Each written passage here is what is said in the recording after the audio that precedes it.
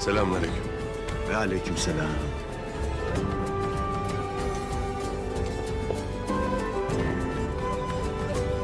السلام علیکم ناظرین۔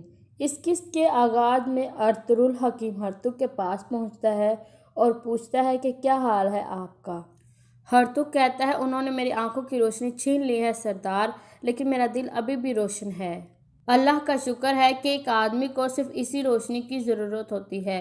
ارطغرل کہتا ہے میں جلد امیر بہاؤالدین سے آپ کا بدلہ لے لوں گا جس نے آپ کے ساتھ یہ ظلم کیا ہے۔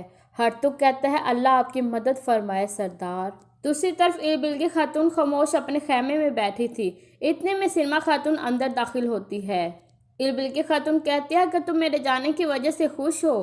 سلمیٰ کہتی ہے ایسا کیسے ہو سکتا ہے باجی؟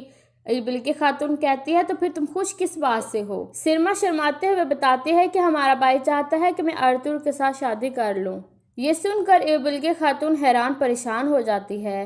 پھر ایربلگہ خاتون پوچھتی ہے کہ ارطغرل کو اس کے بارے میں پتہ ہے؟ سلمیٰ کہتی ہے نہیں، آج شام بھائی ان سے بات کریں گے۔ ایربلگہ خاتون گہری سوچ میں پڑ جاتی ہے۔ دوسری طرف کائی قبیلے میں ارطغرل اپنے بیٹوں کے خیمے میں جاتے ہیں اور کہتے ہیں ابھی تک تم سوئے نہیں میرے شیرو، آؤ میرے پاس بیٹھو۔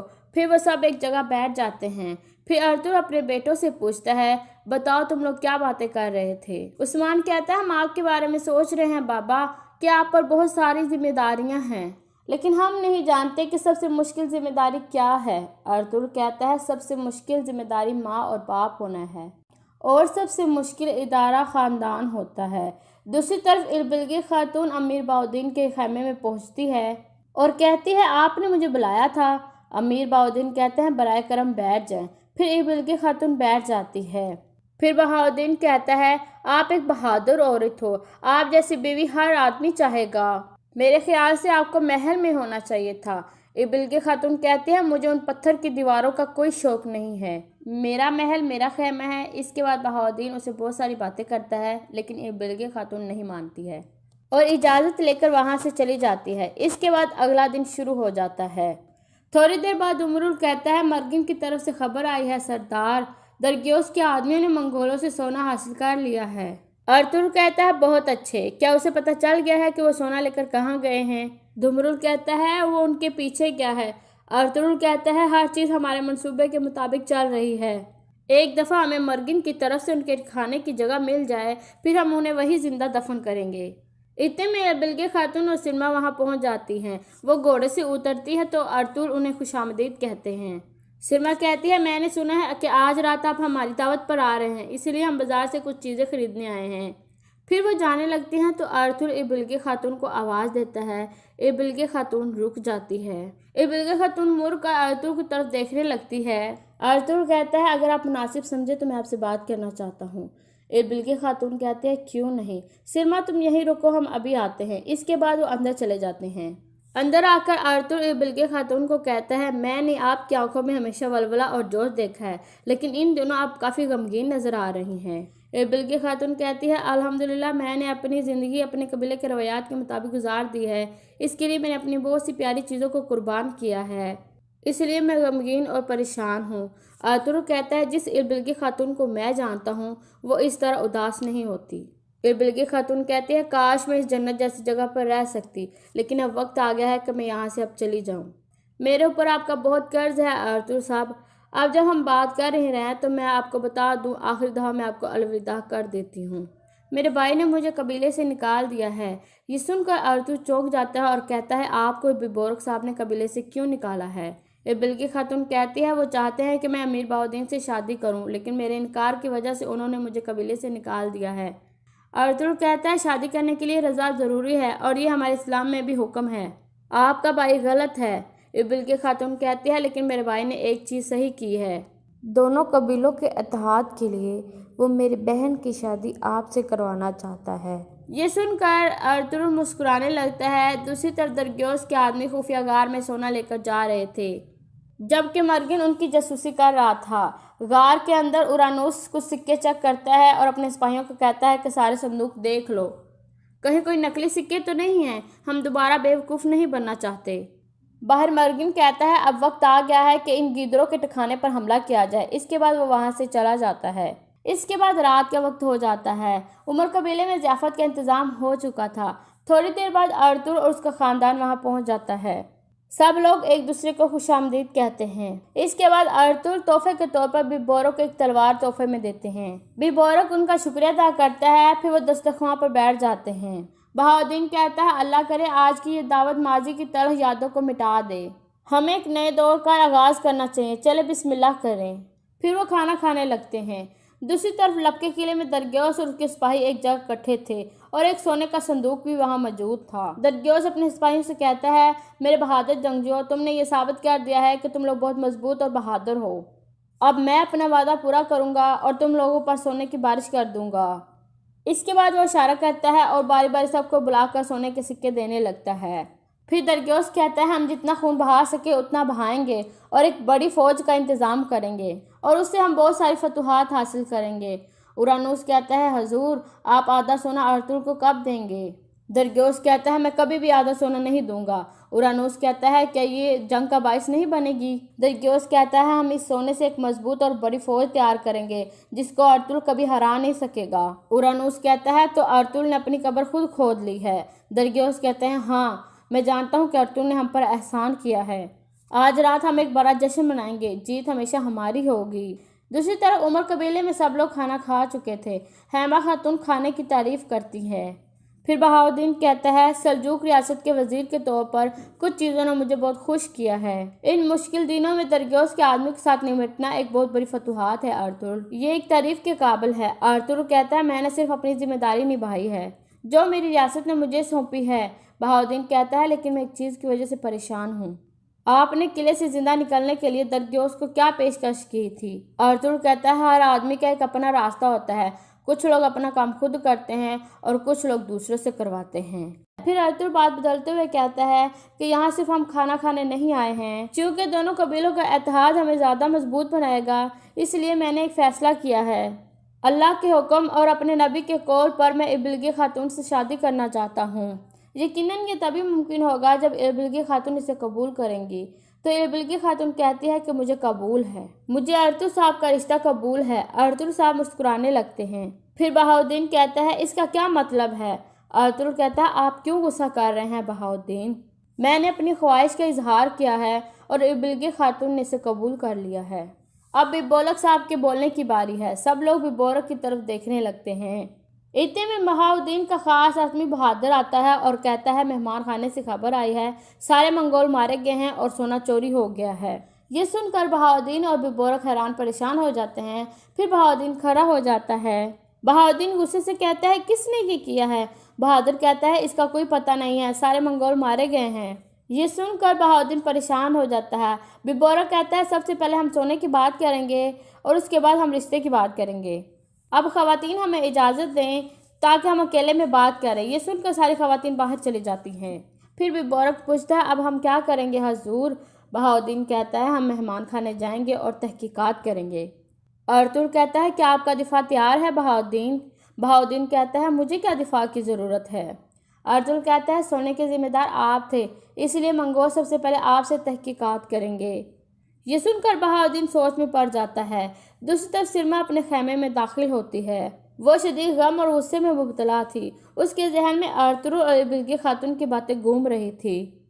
پھر وہ چیزوں کو گرانے لگتی ہے اور کہتی ہے تم نے مجھ سے جھوٹ بولا ایلبلگی، تم نے مجھ سے جھوٹ بولا ہے۔ میں جس خوشی کا انتظار کر رہی تھی وہ میرے لیے جہنم بن گئی ہے۔ میں ایسا نہیں ہونے دوں گی، میں تمہاری زندگی جہنم بنا دوں گی۔ میں تم سے اس چیز کا حساب لوں گی ایلبلگی خاتون۔ دوسری طرف سلجان خاتون ایلبلگی خاتون کو کہتی ہے کاش ہم قالینوں کی بجائے مہندی لے کر آتے، آخرکار آپ کی خواہش پوری ہو گئی ہے۔ ایلبلگی خاتون کہتی ہے میں اس بارے میں نہیں جانتی تھی سلجان خاتون۔ سلجان خاتون کہتی ہے کیا میں نہیں سمجھ رہی جب سے آپ آئی ہیں آپ کے ذہن میں کیا چل رہا ہے؟ ایلبلگی خاتون کہتی ہے جو میں سوچتی ہوں میں مجھ سے کہنے سے ڈرتی نہیں ہوں، چالے چلنا میرا کام نہیں ہے۔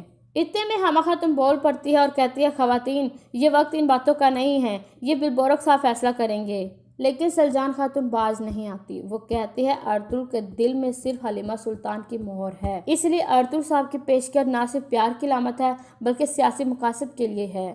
پھر یہ بلکہ خاتون کہتی ہے ارطغرل صاحب کی جو خواہش تھی انہوں نے کہہ دی ہے، جب تک ارطغرل صاحب اپنے وعدے پر قائم رہیں گے تو میں بھی اپنے وعدے پر قائم رہوں گی۔ یہ کہہ کر یہ بلکہ خاتون وہاں سے چلی جاتی ہے۔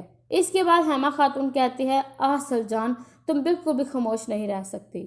اگر آپ دن کو روشنی کا دیا تیار نہیں کرتے تو رات کو تاریکیوں میں ڈوب جاتے ہیں۔ کیا تم نے کبھی یہ سوچا نہیں کہ بلکہ خاتون سردار کی بیگم بن کر ہمارے قبیلے میں آ گئی تو پھر تم کیا کرو گی سلجان خاتون؟ یہ سن کر سلجان خاتون سوچ میں پڑ جاتی ہے اور یہاں پر اس قسط کا اختتام ہو جاتا ہے۔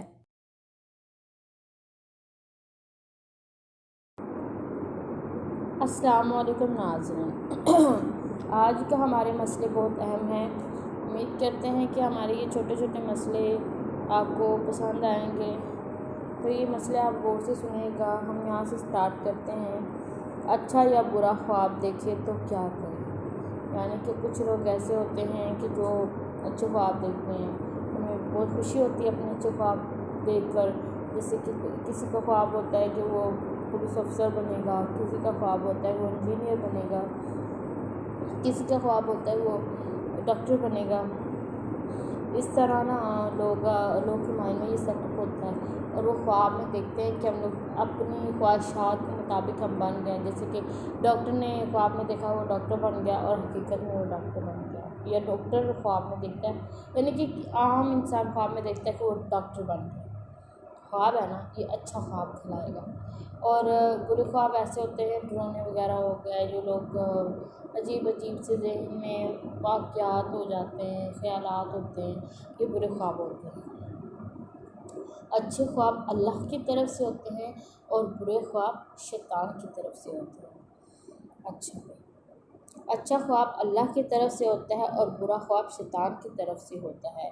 جب تم میں سے کوئی شخص ایسی چیز دیکھے جو اسے پسند ہو تو کسی کو نہ سنائے، مگر جس سے اسے محبت ہو اسے بتائے، ٹھیک ہے؟ برا خواب دیکھ کر کیے جانے والے اعمال کا خلاصہ، یعنی کہ جب برا خواب دیکھے تو یہ عمل کرے تو انشاءاللہ وہ ٹھیک ہو جائے گا، اور اس کے ذہن سے وہ رفع ہو جائے گا، اور اس کے علاوہ وہ اپنے آپ کو فریش فیل کرے گا اور آسانی سے سو جائے گا۔ کیونکہ بعض دفعہ لوگ ہوتے ہیں ان کو برا خواب آتا ہے وہ سوتے نہیں ہیں اسی وجہ سے۔ تو ہم آپ کو یہ بتائیں گے کہ اس طرح کریں تو آپ کو برا خواب اگر آئے تو آپ یہ عمل کریں، انشاءاللہ آپ کا ذہن فریش ہو جائے گا، آپ کے ذہن پہ تازگی آ جائے گی اور آپ سکون سے دوبارہ سو سکیں گے، ٹھیک ہے؟ بائیں طرف 3 مرتبہ تھوکے، ٹھیک ہے؟ پہلا عمل یہ ہے، جب آپ کو برا خواب آئے تو سب سے پہلے آپ بائیں طرف 3 بار تھوکیں، ٹھیک ہے؟ اس کے بعد آپ شیطان اور اپنے، یعنی کہ شیطان اور اپنے اور اس خواب کی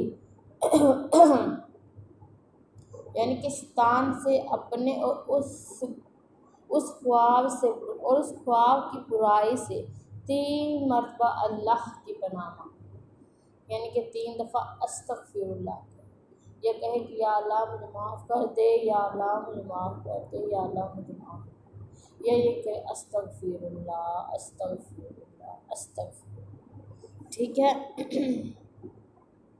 تیسرا ہے کہ کسی کو وہ خواب نہ سنے، ٹھیک ہے؟ یعنی کہ اگر آپ برا خواب دیکھ لیں تو وہ اپنا برا خواب کسی کو نہ سنیں، کیوں؟ کیونکہ وہ شیطان کی طرف سے ہوتا ہے۔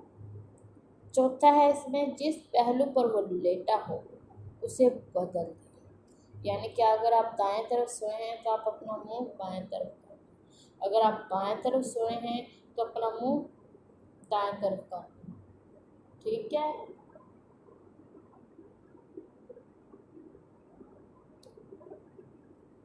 اگر ارادہ بنے تو اٹھ کر نماز پڑھ یا وضو کر لیں، یہ بھی بہت اچھا، یہ بھی بہترین طریقہ ہے، ٹھیک ہے؟ آگے ہے قنوت وتر کی دعا، ٹھیک ہے؟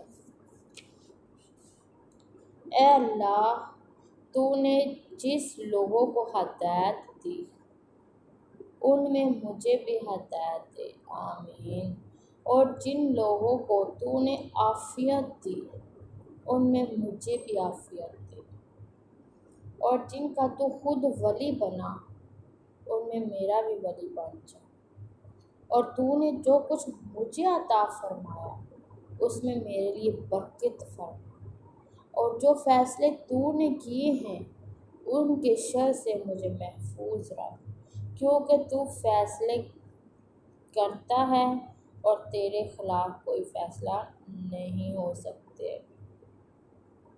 جس کا تو دوست بن جائے وہ کبھی ذلیل نہیں ہوتا، اور جس سے تجھے دشمنی ہو جائے وہ کبھی عزت نہیں پاتا۔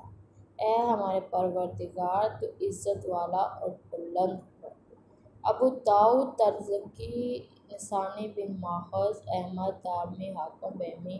تو قوسین کے درمیان الفاظ بہمی کے ہیں، دیکھیں، ٹھیک ہے۔ اس کے علاوہ اے اللہ، میں تیری ناراضی سے تیری رضا کی پناہ مانگتا ہوں، اور تیری سزا سے تیری معافی کی پناہ چاہتا ہوں، اور تجھ سے تیری ہی پناہ چاہتا ہوں۔ میں تیری پوری تعریف کی طاقت نہیں رکھتا، تو اس طرح جس طرح تو نے خود اپنی تعریف کی ہے، ٹھیک ہے۔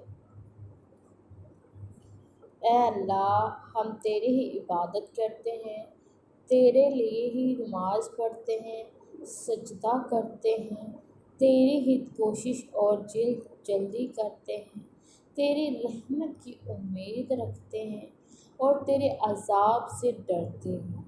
تیرا عذاب یقیناً کافروں کو ملنے والا ہے۔ اے اللہ، ہم تجھ سے مدد مانگتے ہیں، تجھ سے بخشش مانگتے ہیں، تیری اچھی تعریف کرتے ہیں، تجھ سے کفر نہیں کرتے اور تجھ پر ایمان رکھتے ہیں۔ اے اللہ، ہمیں معاف کر، اور تیرے ہی سامنے عاجز ہوتے ہیں، اور تجھ سے کفر کرے، اور جو تجھ سے کفر کرے ہم اس سے تعلق ختم کرتے ہیں۔ اے اللہ، ہمیں معاف کر۔ اے اللہ، ہمارے صغیرہ کبیرہ گناہوں کو معاف کر، ہمیں نیکی کی راہ پر چلنے کی توفیق عطا فرما۔ اے اللہ، ہم گناہ گار ہیں، ہمارے گناہوں کو معاف فرما، ہمیں عافیت والی زندگی عطا فرما، ہمارے رزق میں اضافہ عطا فرما۔ اے اللہ، تو اس مہینے کے صدقے ہم پر رحمت فرما، مجھے زندگی والا بچہ دے یا اللہ۔ یا اللہ، یہ تھوڑی سی چھوٹی سی تیری محفل کو تو قبول کر۔ اے میرے مولا، اے میرے مالک، تو مجھ پر رحم کر، میرے حالاتوں پر رحم کر۔ تو دلوں کے حالاتوں کو جاننے والا ہے، تو اچھی طرح سے جانتا ہے کہ ایک انسان کے دل میں کیا چل رہا ہے، وہ کس طرح کا ہے، اس کے دل میں نیکی ہے یا بدی، اس کی نیت صاف ہے یا نہیں۔ یہ اللہ تو اچھی طرح جانتا ہے، تو سب کے بارے میں جانتا ہے، تو دلوں کے راز جانتا ہے۔ اللہ، ہدایت دے ان لوگوں کو جو تیرے ساتھ گناہ کرتے ہیں، جو تیرے سامنے تیرے ہوتے ہیں، بعد میں کسی اور۔ اے اللہ، تو دلوں کے حالاتوں کو جانتا ہے، ہم پر رحمت فرما، رحمت کر، ہم مجھ پر رحم کر یا اللہ۔ یا اللہ، میرے صغیرہ گناہوں کو معاف کر۔ یا اللہ، میرے والدین کے صغیرہ کبیرہ گناہوں کو معاف کر۔ یا اللہ، انہیں عافیت والی زندگی دے۔ اے میرے مولا، انہیں بخش دے، ان کے سارے گناہ معاف کر دے۔ اے اللہ، ان کے درجات بلند کر دے۔ اے اللہ، ان کی لمبی سے لمبی زندگی ہو، ان کا سایہ تا قیامت تک ہمارے سروں پر قائم دائم رہے۔ اے اللہ، ہم پر رحم کر، بخشش کر، ہم پر رحمت نازل فرما۔ اے اللہ، مجھے اور میری آپی کو زندگی والا بچہ دے۔ وتر سے اسلام کے بعد کی دعا۔ رسول اللہ صلی اللہ علیہ وآلہ وسلم وتر میں سبح رب الاعلیٰ اور قل یا ایھا الکافرون اور قل ھو اللہ احد پڑھتے۔ جب سلام پھیرتے تو 3 مرتبہ کہتے، سبحان الملک القدوس، پاک ہے بادشاہ بہت پاکیزگی والا، فرشتوں اور روح کا رب۔ تیسرے کلمے تیسری مرتبہ یہ کلمات اب بلند آواز سے کہتے اور آواز لمبی کرتے، غم اور فکر کی دعا، ایسی دعا جو غموں کو دور کرتی ہے، فکر کو بھی دور کرتی ہے۔ اے اللہ، میں تیرا بندہ، تیرے بندے کا بیٹا، تیری بندی کا بیٹا ہوں، تیرا حکم مجھ میں جاری ہے، میرے بارے میں تیرا فیصلہ عدل ہے۔ میں تجھ سے تیری ہر خاص نام کے ساتھ سوال کرتا ہوں جو تو نے خود اپنا نام رکھا ہے، یا اسے اپنی کتاب میں نازل کیا ہے، یا اپنی مخلوق میں سے کسی کو وہ سکھایا ہے، یا علم الغیب میں اس کے اپنے پاس رکھنے کو ترجیح دی کہ تو قرآن کو میرے دل کی بہار اور میرے سینے کا نور اور میرے غم کو دور کرنے والا اور میرے فکر کو لے جانے والا بنا دے۔ اے اللہ، میں تیری پناہ مانگتا ہوں، میں تیری پناہ مانگتی ہوں فکر و غم سے اور عاجز ہو جانے اور سستی سے اور بخل سے اور بزدلی سے اور قرض کے چڑھ جانے سے اور مردوں کے غائب آ جانے سے اور مردوں کے غالب آ جانے سے۔ بخاری صحیح میں ہے، رسول اللہ صلی اللہ علیہ وسلم یہ دعا کثرت سے کیا کرتے تھے۔ آگے ہے بے قراری کی دعا۔ اللہ کے علاوہ کوئی عبادت کے لائق نہیں، عظمت والا، بردبار ہے۔ اللہ کے علاوہ کوئی عبادت کے لائق نہیں، جو عرش کا عظیم رب ہے۔ اللہ کے علاوہ کوئی عبادت کے لائق نہیں، جو آسمانوں کا رب ہے اور زمین کا رب ہے اور عرش کریم کا رب ہے۔ اے اللہ، میں تیری رحمت کی امید رکھتی ہوں، بس تم مجھے ایک آنکھ جھپکنے کے برابر میرے نفس کے سپرد نہ کر اور میرے لیے تمام کام درست کر دے۔ تیرے علاوہ کوئی عبادت کے لائق نہیں۔ لا الہ الا انت سبحانک انی کنت من الظالمین۔ تیرے علاوہ کوئی عبادت کے لائق نہیں، تو پاک ہے، یقیناً میں ظالموں سے ہوں۔ اللہ اللہ اللہ ربی لا اشرک بہ شیئا۔ اللہ اللہ میرا رب ہے، میں اس کے ساتھ کسی چیز کو شریک نہیں کرتا۔ صلو علی الحبیب صلی اللہ تعالی علی محمد۔ دشمن اور حکومت والے ملنے کی دعا۔ اے اللہ، ہم تجھی کو ان کے مقابلے میں کرتے ہیں اور ان کی شرارتوں سے پناہ چاہتے ہیں۔ اے اللہ، تو ہی میرا بازو ہے اور تو ہی میرا مددگار ہے۔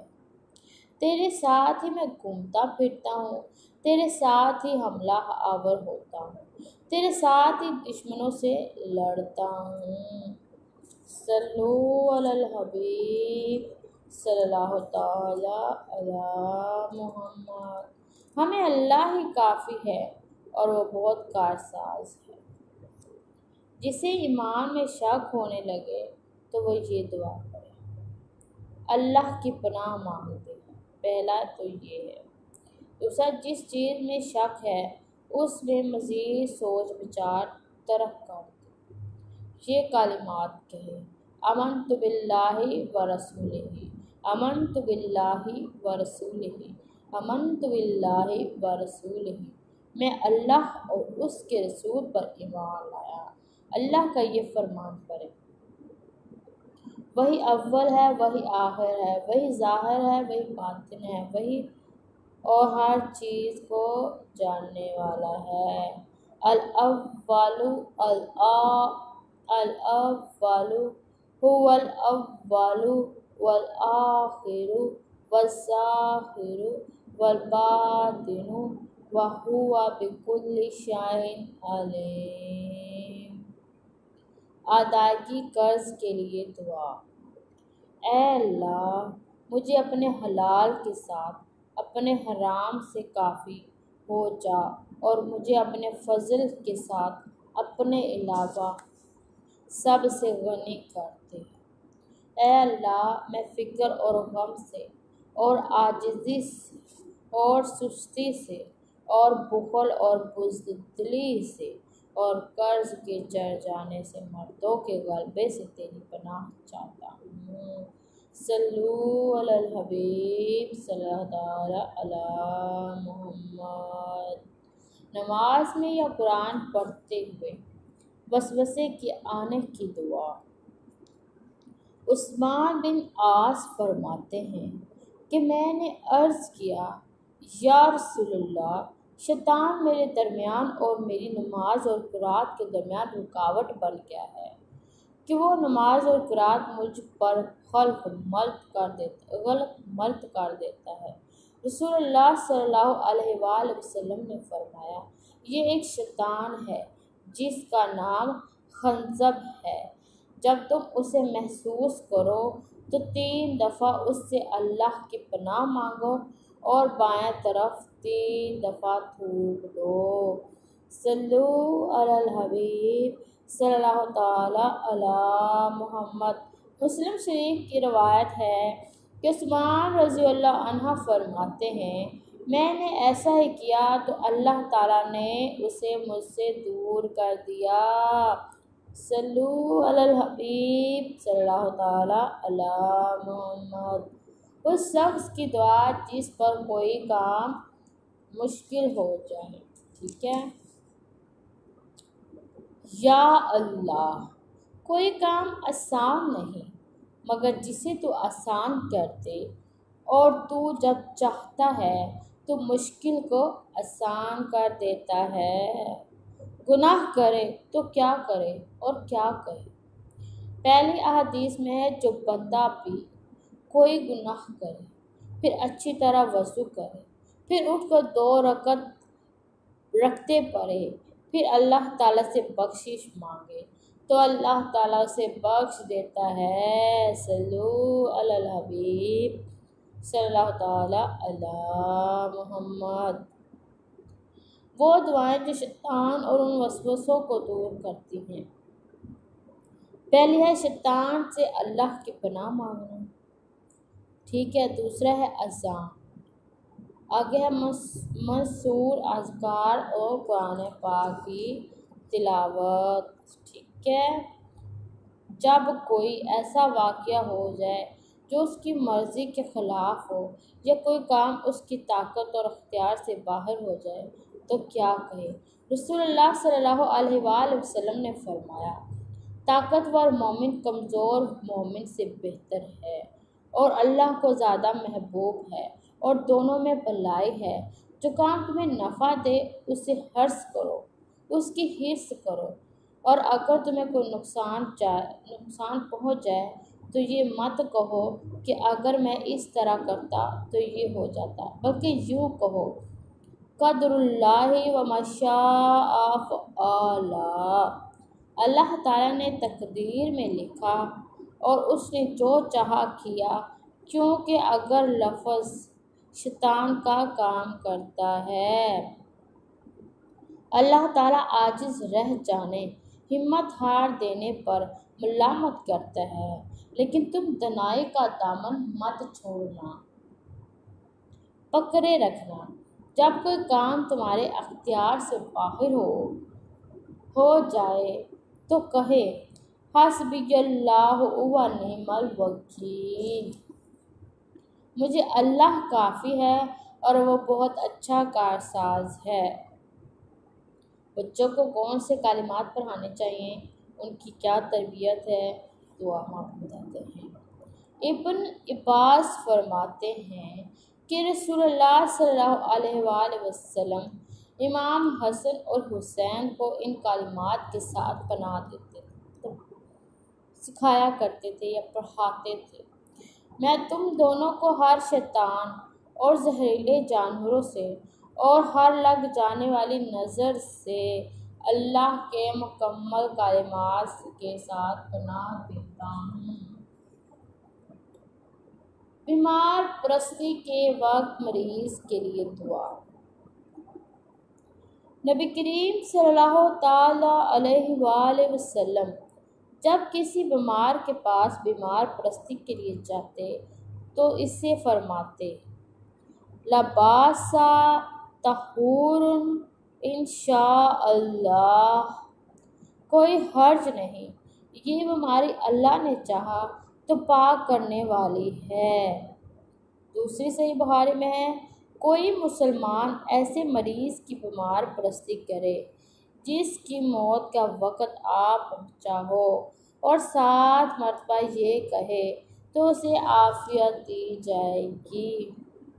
اسأل اللہ العظیم رب العرش العظیم ان یشفیک، میں بڑی عظمت والے اللہ سے جو عرش عظیم کا رب ہے سوال کرتا ہوں کہ وہ تجھے شفا دے۔ صلو علی الحبیب صلی اللہ تعالی علی محمد۔ اب ہم بتائیں گے کہ بیمار پرستی کی فضیلت، ٹھیک ہے؟ اس کے بے شمار فضائل ہیں جو میں آج آپ کو بتانے جا رہی ہوں۔ امید ہے کہ آپ کو یہ پسند آئے گی، ٹھیک ہے؟ اعلیٰ ابن ابی طالب فرماتے ہیں، علی ابن ابی طالب فرماتے ہیں، میں نے رسول اللہ صلی اللہ علیہ وآلہ وسلم سے سنا کہ آدمی جب اپنے مسلم بھائی کی بیمار پرستی کے لیے جاتا ہے تو وہ جنت کے میووں میں چلتا ہے یہاں تک کہ بیٹھے، تو جب بیٹھ جاتا ہے تو اسے رحمت ڈھانپ لیتی ہے۔ اگر صبح کا وقت ہو تو شام تک 70,000 فرشتے اس کے لیے دعا کرتے رہتے ہیں۔ اگر شام کا وقت ہو تو 70,000 فرشتے صبح تک دعا کرتے رہتے ہیں۔ صلو علی الحبیب صلی اللہ تعالی علی محمد۔ آگے ہم آپ کو بتاتے ہیں اس مریض کی دعا جو اپنی زندگی سے نا امید ہو چکا ہو۔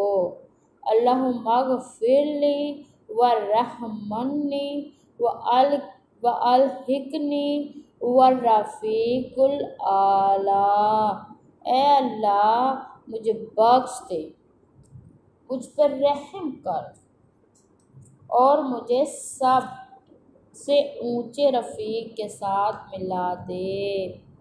حضرت عائشہ رضی اللہ عنہا فرماتی ہیں، نبی کریم صلی اللہ علیہ وسلم کے فوت ہونے کے بعد اپنے دونوں ہاتھ پانی میں ڈال کر منہ پر پھیرنے لگی اور فرمانے لگے، لا الہ الا اللہ ان للموت لسکرات، اللہ کے علاوہ کوئی بندگی کے لائق نہیں، یقیناً موت کی کئی سختیاں ہیں۔ اللہ کے علاوہ کوئی عبادت کے لائق نہیں اور اللہ سب سے بڑا ہے۔ اللہ کے علاوہ کوئی بندگی کے لائق نہیں، وہ اکیلا ہے، اس کا کوئی شریک نہیں۔ اللہ کے علاوہ کوئی عبادت کے لائق نہیں، اسی کی ملکیت ہے اور اسی کے لیے حمد ہے۔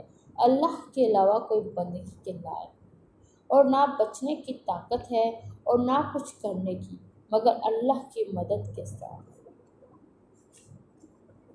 آگے ہے جسے کوئی مصیبت آ پہنچے تو یقیناً ہم اللہ کی ملکیت ہیں اور بلا شبہ ہم اسی کی طرف لوٹ کر جانے والے ہیں۔ اے اللہ مجھے میری مصیبت میں اجر دے اور مجھے اس کے بدلے اس سے بہتر چیز عطا کر۔ صلو علی الحبیب صلی اللہ تعالی علی محمد۔ آگے ہم آپ کو بتاتے ہیں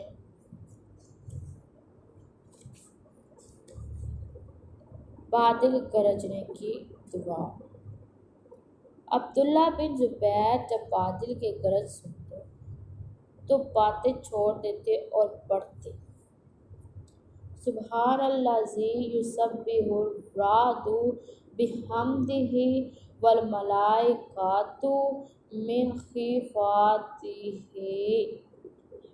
پاک ہے وہ جو گرج اس کی حمد کے ساتھ تسبیح پڑھتی ہے اور فرشتے اس کے خوف سے اس کی تسبیح پڑھتے ہیں۔ بارش کی دعا۔ آگے ہم آپ کو اس کا ترجمہ کرتے ہیں۔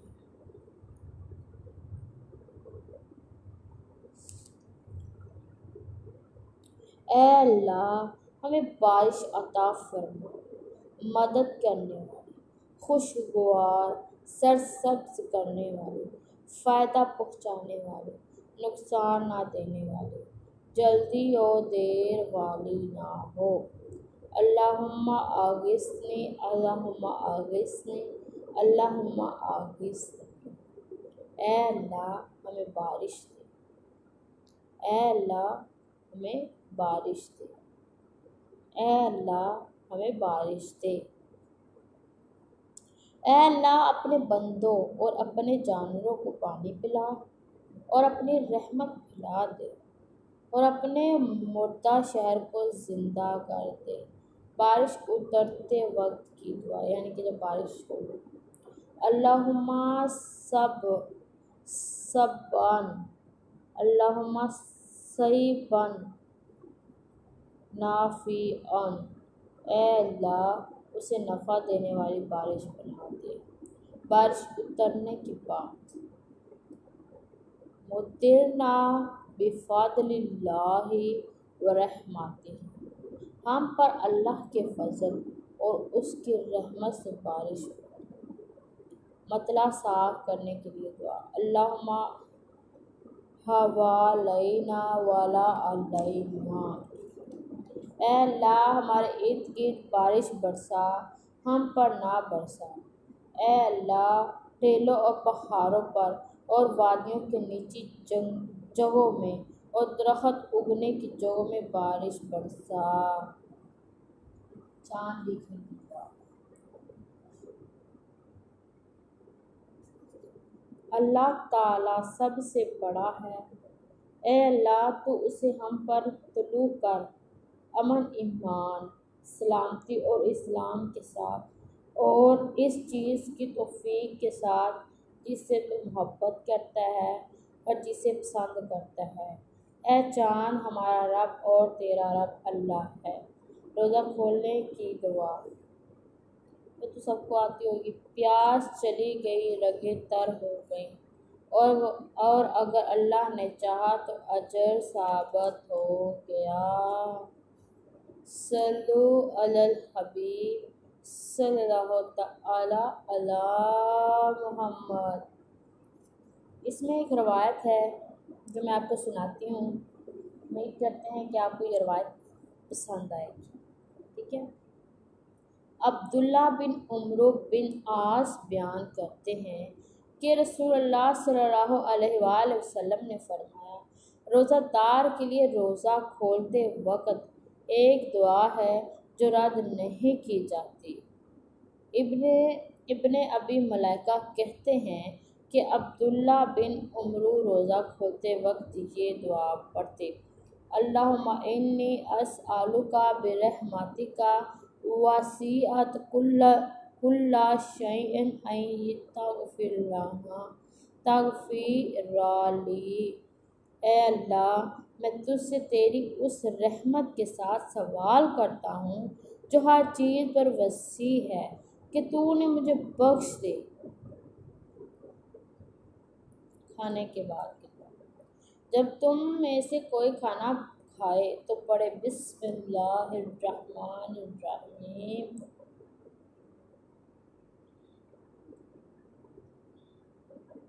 اللہ کے نام کے ساتھ کھانا کھاتا ہوں۔ اگر شروع میں بھول جائے تو کہے بسم اللہ فی اولہ و آخرہ۔ اللہ کے نام کے ساتھ کھانا کھاتا ہوں، اس کے شروع میں اور اس کے آخر میں، جیسے اللہ تعالیٰ کھانا کھلائے اور یہ کہے اللہم بارک لنا فیہ وطعمنا خیرا منہ، اے اللہ ہمارے لیے اس میں رحمت برکت فرما اور ہمیں اس سے بہتر کھلا، اور جسے اللہ تعالیٰ دودھ پلائے وہ یہ کہے اللہم بارک لنا فیہ وزدنا منہ، اے اللہ ہمارے لیے اس میں برکت فرما اور ہمیں اس سے زیادہ دے۔ صلو علی الحبیب صلی اللہ تعالیٰ علی محمد۔ کھانے سے فارغ ہو کر کی دعا۔ تمام تعریفیں اس اللہ کے لیے ہیں جس نے مجھے یہ کھانا کھلایا اور میری کسی بھی کوشش اور طاقت کیے بغیر مجھے یہ کھانا عطا کیا۔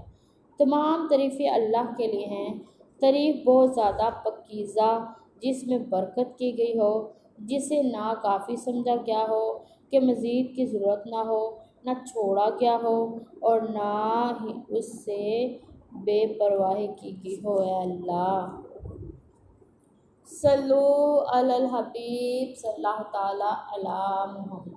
اللہم صلی علی محمد وعلی آل محمد کما صلیت علی ابراہیم وعلی آل ابراہیم انک حمید مجید۔